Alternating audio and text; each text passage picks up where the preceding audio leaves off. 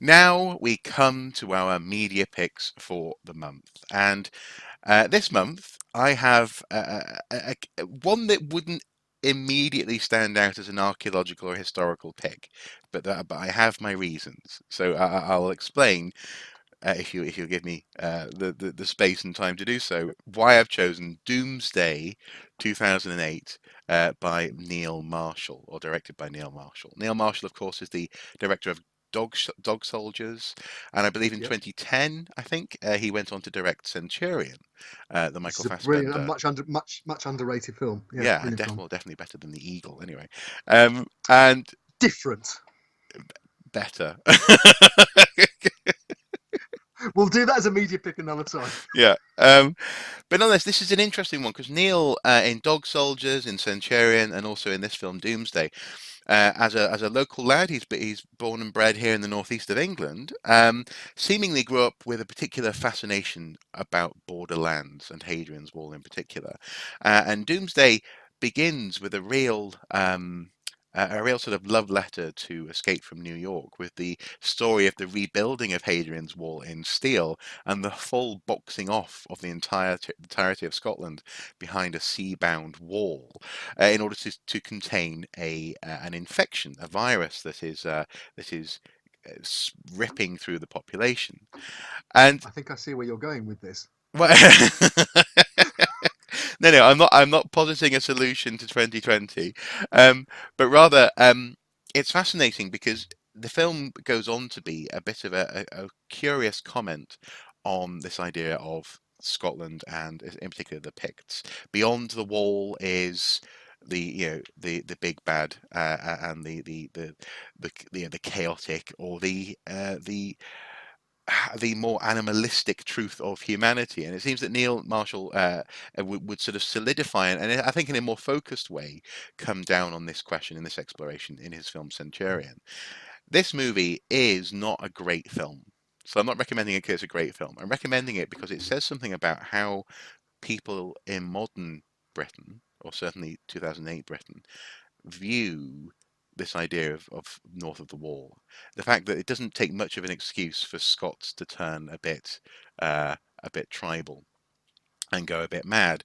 There's a real sort of punk Maori, uh, vaguely Pictish kind of thing going on. There's a bit of Mad Max, essentially. It goes from being a John Carpenter homage to being quite a Mad Max Beyond the Thunderdome, in parts, with a little flurry of Monty Python. In so much as at one point there's someone who's Right. who's Do they re slap each other with fish? no, it's even more subtle than that. It's the someone's living in a castle that used to be a visitor attraction, but everyone's being medievally, and you have behind the guy at one point there's a sign for the gift shop. So this is set in the future, but people have sort of reverted to like a medieval life. It's really interesting, and hence, in Monty Python you have reenactors and police turning up in that film, don't you, Yes. interacting Oh, with the at medieval the end, story. yeah, yeah, So yeah, there's some of yeah, that yeah. going Yeah. on, Okay. and then right at the end, a really out of place, in my opinion, car driving segment that's straight out of a Michael Bay movie, Bad Boys or something like that.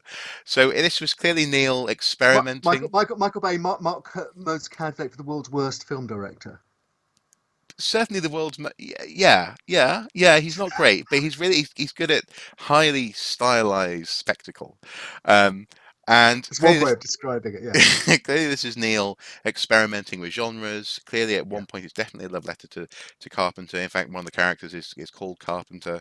Um, and I believe also actually the director of Mad Max gets a shout out as well in character form. Um, so Sounds appropriate. it's a strange one. It's a wee bit of a mess, but it's a fascinating exploration of this question of borderlands and what is beyond Hadrian's Wall in the popular imagination of people. So I would recommend it on that sort of anthropological level, if that makes sense. Have you ever seen it? I haven't. I mean, No. I've seen Dog Soldiers. Really good genre horror thriller, Hmm. action thriller. Centurion, the same. It's very visceral, but it's beautifully shot. Mm. And has one of the best sort of recreations through CGI and clever camera work of a Roman legion on the march in somewhere like Germany or Northern Britain that I think I've ever seen on a movie. It actually recreates what they never did for the Eagle, which they recreate the entire Ninth Legion on the road. Better. Yeah, Just better. like I said, we'll discuss it another time. Actually, perhaps we should do a double header of Centurion and the Eagle, perhaps as a media pick one month. Yeah, But yeah, okay. we can Yeah. then argue the toss about it. Yeah. But no. I'm tempted because I've enjoyed his work in the past. So, but I've not actually. I suppose what I would say, just in that notion of his work, I would say for me, it's amazing actually Mm. that he went from 2008 Doomsday to 2010 Centurion. The focus and style and camera work and the commitment to one particular genre of filmmaking in Centurion was absolutely not on the cards in only 2 years later, 2 years earlier, and also that's quite a turnaround as well, just in terms of production, pre-production, raising the funds to make the film, presumably he must have been started the process for Centurion while Doomsday was being made. It's interesting. And I think it's worth watching from that perspective. What's your media pick for the month? My media pick is a a film which I also, we sort of come across things by accident. I came across this by accident the other night, having missed it when it first came out, and I'm not sure why. It's Werner Herzog's Queen of the Desert, which is a biopic of at least part of the life of the great archaeologist and Arabist and diplomat Gertrude Bell, one of the most significant British figures certainly in terms of the Middle East of the early 20th century. And also obviously a native of your part of the world in the Northeast. She came from a well-to-do family in the industrialist family in the Northeast. Well, my adopted part of the world. Your adopted part of the world. Yeah. Sorry, yes, of course. I do love it. Yeah. But one of the first women to take a degree in modern history at Oxford, but was not awarded a degree because women weren't in those days. No. She is a fascinating character, and the film really deals with her adult life, and particularly her life in the Middle East in the first really 2 decades of the 20th century, and when she was working on her work as an archaeologist is alluded to, but this is more a political film about her role in shaping the modern Middle East, really, by making contact with the tribes of the Bedouin tribes that became the ruling families of Jordan, of Saudi Arabia, and of Iraq in the aftermath of the First World War, and also contrasting that with her. And the Queen of the Desert comes from an honorific title that was given to her by the Arab people that she was dealing with. Right. Which again, for a woman dealing in that very masculine world, it's it's a remarkable biography in that respect. Sorry, go. Sorry. Well, I was just going to say, but it also deals with her. What really is it's a sort of closed book, or at least it's a very obscure book of her personal life. She never married, although she appears to have had quite passionate relationships, at least by letter, with a number of men, and particularly Charles Doughty Wiley, who was a British soldier and diplomat in Iraq in the early years of the First World War, who was married at the time, and they appear to have had this very passionate but unconsummated relationship, and then as played by Damian Lewis in the film, Doughty Wiley was killed at Gallipoli, and the film hints that maybe he went, realizing that their relationship really couldn't go anywhere, he went and looked for death, basically. It's a dramatic hypothesis within the concept of the movie, but it's as you'd expect from Werner Herzog. It's beautiful to look at. I think it misfires on a number of levels, but not because of the acting. And Nicole Kidman, although she wasn't the original casting, Naomi Watts was originally meant to be playing the role. Nicole Kidman as Gertrude Bell is effective. I've already mentioned Damian Lewis. James Franco's in it. Robert Pattinson plays T. Lawrence, who was, and Bell was at least an intellectual and diplomatic equal to Lawrence in terms of the impact on British policy towards the Arabs in the aftermath of World War One. Well, actually, a few Um, years ago, I was involved uh, in some of the promotion work around an exhibition in Newcastle University about Gertrude Bell, and it was really interesting to see some of her notebooks. So she was particularly interested in the architecture of the region. and she Um, was prolific both as notebooks, her letters. mm, And in fact, there's another film which perhaps is a companion piece to this called Letters from Baghdad, which is based entirely on her writings, which right. was came out at roughly the same time. So perhaps if anyone's interested in her Herzog's film and Letters from Baghdad as a double header would Mm, be a good place to start. mm. But you were saying, sorry, you were saying Well, I was just, about I was just the saying, in exhibition. that sense, she was clearly also into archaeological matters. This is the reason why the archaeology department was putting this on. Newcastle University is the home of her archive, so that's also why they were doing this. And what I found most striking about it was the fact that, so for example, there are photos of her on camelback with a whole bunch Mm, of British and Middle Eastern diplomats, and mm. apparently she could outride everyone. Oh She yes, was a determined rider, a determined figure. yeah. Um, it's also worthwhile just noting as well. She's also a controversial figure for some as well. Oh, Often very much so. she's mentioned as doing quite a lot of damage in the Middle East in terms of how she drew borders. I think she was Absolutely, particularly involved in the borders of Iraq along the lines of old Mesopotamian notions of the kingdom. precisely. Um, coming from that archaeological interest, and this is also one of the reasons why Iraq is has got such straight line borders. This is clearly someone Yeah. going there to there to there, you know. Oh yeah. So she's not without controversy. I think it would be wrong to ignore that. But yeah, an No. interesting character, and I'll definitely check this one out. But what? I think I've seen something of Letters from Baghdad, but I'll watch it in its full as well. Yeah. Um, Yeah, yeah. I mean, just very quickly. I mean, I think yes, it is very partial as mm, a biography. It does primarily look at the role in Iraq. It does allude to the fact that, as you say, she founded the Iraqi National Museum in Baghdad, mm, yeah. and the other things it doesn't go into some of her more controversial opinions. Like, for example, she was an opponent of women's suffrage, although she'd suffered for being a woman academically. Mm, And it also ducks, although it takes in the end of her life with an end title. The action of the film goes almost up to the end of her life when she was working as a diplomat. It doesn't go into issues that have been looked at by modern scholars, like, for example, the suggestion that she might have committed suicide mm, in Baghdad. Um, Possibly because she'd been diagnosed with terminal cancer. right. She returned to the northeast to visit her family just before she died, and there are hints among modern scholarship that maybe that was a farewell visit, and she knew that she was going to end her life. So there are issues that the film doesn't cover, but as I say, beautiful to look at. It's partial. It's not terribly exciting, but it's quite absorbing. Mm, And as I say, it's beautifully acted and cast. You've got proper Arab actors playing Arab roles and so on. So it's less tokenistic than a lot of Hollywood movies mm. might be in that respect. And as I say, it looks gorgeous. Okay. Okay. And I suppose we should bring this media pick segment to a close with this month's link of the month. And this is one of obviously many articles and hundreds and thousands of mentions marking the passing of the venerable Sean Connery.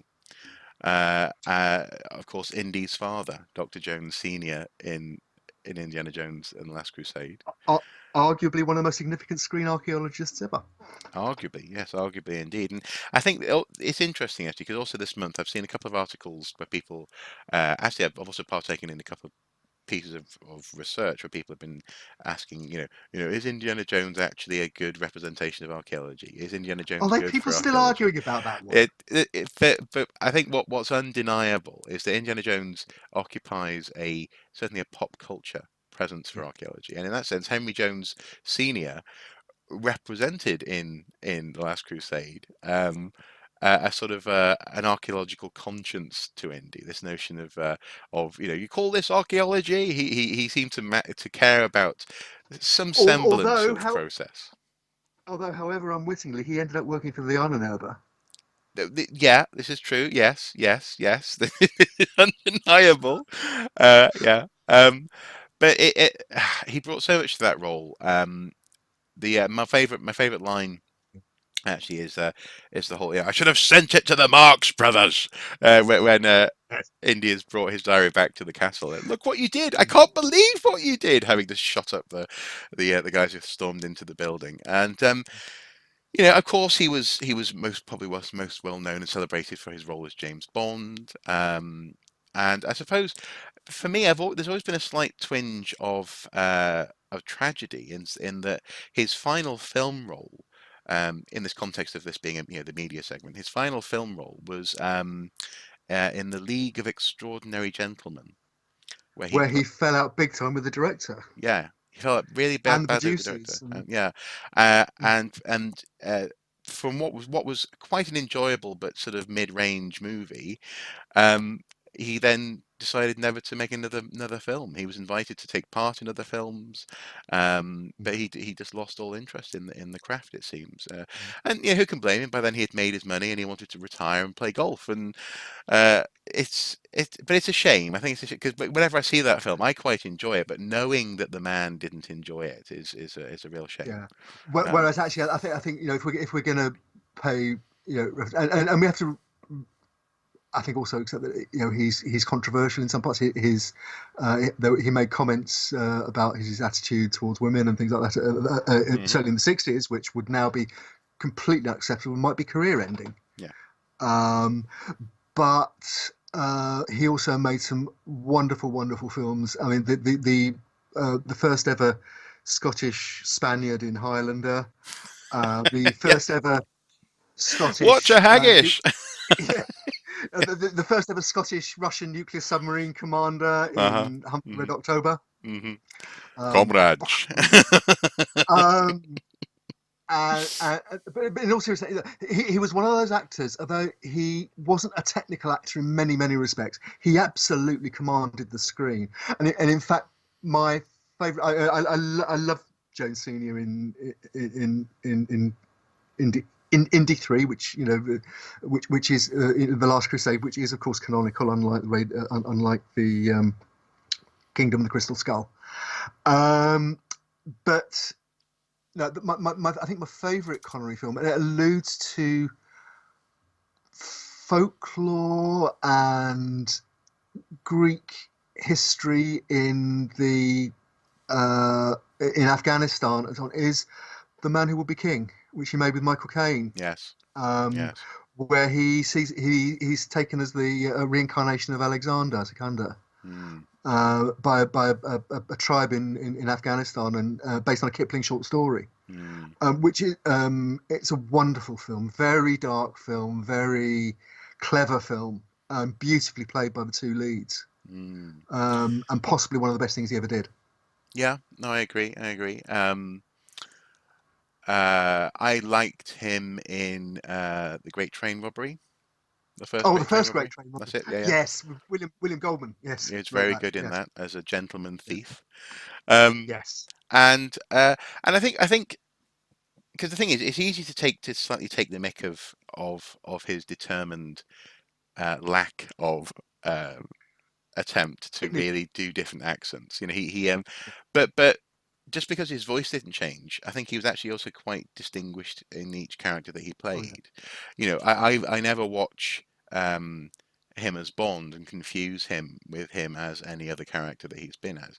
So there was something about his way of acting that was effective, and as you say, there was that screen presence.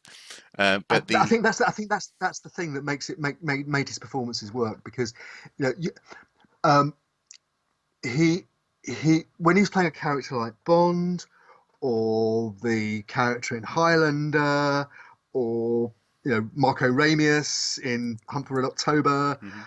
all those other, he chose the parts where you actually believed he could do the things that he was being asked to do Mm, on screen. mm, Actually, another favourite. It's a real comic book pulp movie, but The Rock, where he plays Mason, the British agent who's been stuck Yes, in prison for yes. life by America because he knows the secrets of Area 51, And you which know is just what? a lovely performance. It's a brilliant performance, but you know what? There's something that always bothered me about. Again, this is Michael Bay, so no surprise. Something that really bothered me about it is there's this line where he's been isolated with one of the baddie seals, who's like, "Are you English, eh? My father was Irish," and there's no way on earth in the film actually he's meant to have been born in Glasgow, and so the character Mason is Scottish. There's no way a Yeah, Scotsman would allow someone to call them Irish in a fight. It yeah. wouldn't fly, and that's clear. That's script writing. But that's an American script writing. Yeah. Just going English, eh? Because you fight for the SAS, and the SAS is Her Majesty's Army, and Her Majesty only lives in England. No, he was a Scotsman, and yeah, yeah. It's a wonderful thing to look back on his career, and I think we've had to mention it this month because obviously that archaeological connection with Indy's dad. Um, Yeah. And there we have it. I suppose we could only hope to have such impact on the world around us as Yeah. Sean Connery did. Well, thank you for your time, Mr. Brockman. This month has been one of All right. those months where it's been a bit difficult technologically. We And, have, and in terms of dogs and in barking terms in of the dogs, background, yes, I barking in do the apologise. background, absolutely. And I think it's to be expected. I alluded to this right at the beginning of the watching brief. I've had an extraordinarily stressful and uh, in various ways, emotionally and physically exhausting month. But also, we're at the end of a very difficult year. 2020 has been far from an easy year. And therefore, with that in We've mind, still got an. so no, go ahead. Sorry, yeah, go on. Oh, no, I was going to say, with that in mind, No, no. go ahead. All I was going to say was, yeah, we've still got another 3 weeks to go, so Lord knows what happens next. But Exactly, that's 3 weeks to go. But with that in mind, I think whatever we do for the Christmas special this month, I think we're probably going to keep it pleasant. I think we want to have fun. And I think we all deserve a bit of fun at the end of December. We'll also most certainly touch on that Treasure Act review um, at the we end of need to, this because it's month. potentially one of the most significant things in British archaeology for a long time, Yeah, but that in may terms be of possible legislation well and precisely, yeah, practice. yeah, Yeah, and actually it's being billed as British British legislation protecting historical and archaeological status yeah, of artifacts. So very exactly. important. But that may be the most serious thing we do in December. So just Mm. just just warning folks at home. Hopefully we'll That's if we have time to record it in between stockpiling the tins of baked beans and the bog roll for January the 1st when the transition period ends. wait. Yes. For actually, Dale, do you want to throw out the swear jar for Christmas? Will that be your present? Will you get to say the B word as much as you Look, want? I will just leave our audience with a comment. There's a wonderful Twitter account called Michael Govan Ready, which is a spoof Of account oven ready. by the Yes. an oven ready Boris Johnson's oven ready deal, which clearly Yes. wasn't. And Michael Gove, the Cabinet Office Minister, who's the other leading Brexiteer. And it's a spoof account for Michael Gove. And there was a wonderful entry on its Twitter on its Twitter the other day, which taking into account what an awful year 2020 has been with the pandemic and job losses and not being able to see the people we love and all the rest Mm. of it. And it said, looking forward in hope. Imagine Christmas 2021 when we're gathered around our Christmas fire, lifting a glass of wine and our lit by our Christmas candles, and saying to each other, "I remember when we used to have electricity." Dude, those good old days. Good old days. You could get hold of a pot of hummus without having to fight someone in the street. Yes. Yeah, when there weren't rolling blackouts, and you children, you don't know how lucky you are to have a rat. Rat, you were looking. Yeah, but we have all that to look forward to. So yeah, We do. We yeah, do. Or not. Maybe, maybe the sunlit uplands beckon. maybe. Well, with on that positive note, we'll leave it there. Thank you guys for watching. Thank you for listening. And as ever, if you want some us to comment on something historical, archaeological, send that link our way. We'll take a look at it. But until next time, do take care. Bye bye. Bye bye.